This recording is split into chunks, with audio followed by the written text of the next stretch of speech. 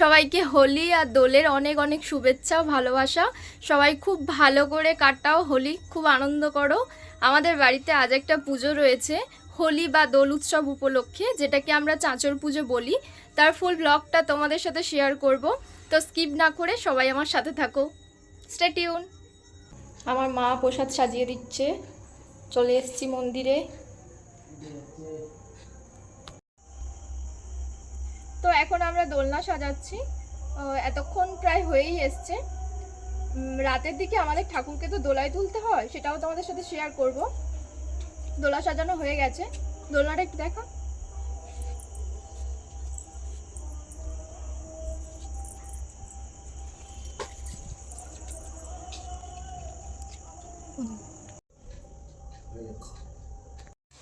কিভাবে সাজিয়েছে তোমাদেরকে একটু দেখিয়ে দিই। এই যে আমাদের মন্দিরের ঠাকুর, আমি আর মা বসে আছি। মার পুজোর জোগাড় সব রেডি। মা সকাল থেকে উপোস করে আছে, এই জন্য চোখ মুখ শুকিয়ে গেছে। তো যখন আমরা পুষ্পাঞ্জলি দেবো সেটা চেষ্টা করবো তোমাদের সাথে শেয়ার করার। তো এখানে দাদু চলে এসছে, মানে পুরোহিত মশাই, উনি ওনার জোগাড় যন্ত্রগুলো করে নিচ্ছিল। সর্ববস্থান কথোপি বা যশ্বরে পুণ্ডরীকাক্ষ সবাচ্যে অভ্রান্তর সূচি। পুষ্পাঞ্জলি দেওয়া হয়ে যাওয়ার পর দাদুর জন্য একটু চা বানাতে এসেছিলাম।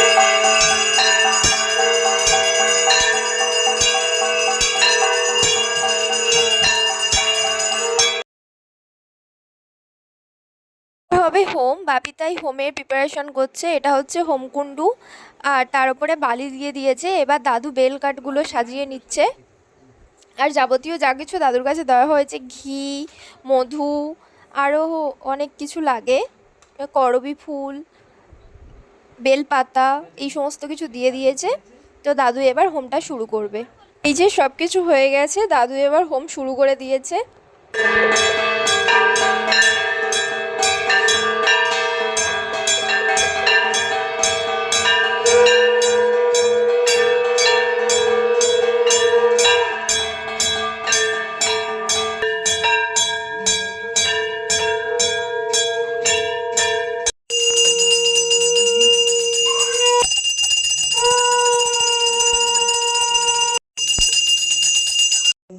ভক্তিহীন যদুষ্ণে কৃত্তিনাম শিহরি নামানীয়। এটা বানানো হয়েছে, এটা এখন পোড়ানো হবে। তো আমরা তারপরে আরও একবার পুষ্পাঞ্জলি দিয়েছিলাম, এটা তারই প্রিপারেশন চলছে। পুষ্পাঞ্জলির শেষে দাদু আমাদের সবাইকে হোমের ফোঁটা দিয়ে দিয়েছিল, তখন হোম হয়ে গিয়েছিল। তো সবার কপালে দাদু হোমের ফোঁটা দিচ্ছে। তো এবার এটাকে পোড়ানো হবে, মানে যেটাকে আমরা ন্যাড়া পোড়ানো বলি আর কি, সেটাই হবে। তো এবার আমরা ঠাকুরকে নিয়ে ঘুরবো। আমার কোলে আর মার কোলে এখানে ঠাকুর রয়েছে, আর বাকিরা সবাই ঘুরছে, কাকিমা, জেঠিমা, সবাই।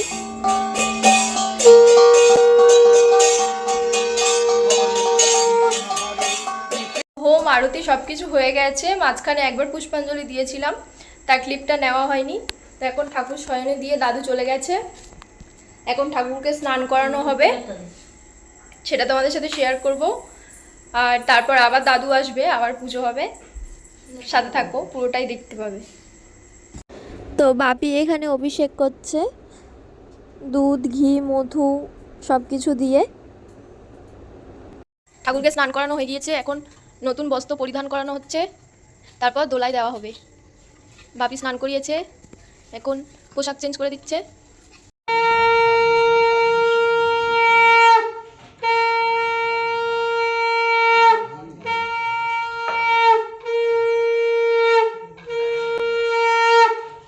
এখানে মায়েরও পোশাক চেঞ্জ করা, স্নান করানো হয়ে গিয়েছে।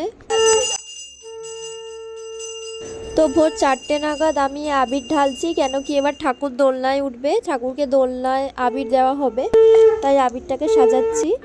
তারপর এই যে দেখো, ঠাকুর কিন্তু দোলনায় দিয়ে দেওয়া হয়েছে, কত সুন্দর লাগছে না দেখতে। কার কার ভালো লাগলো আমাকে কিন্তু কমেন্ট করে জানিও।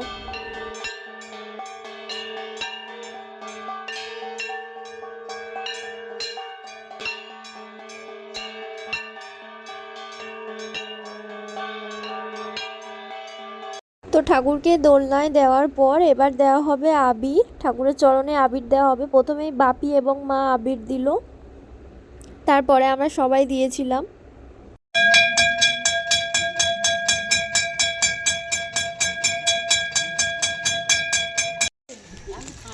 এখন সকাল 5টা মতো বাজে, আমাদের পুজো শেষ হয়ে গেছে, তাই আমরা সবাই একটু হাঁটতে বেরিয়েছি, কাকিমা, জেঠিমা, আমার মা আর বোন।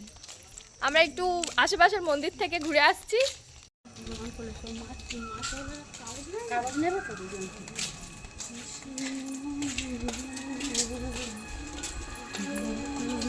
এই যে আমরা সবাই চলে এসেছি মন্দিরে।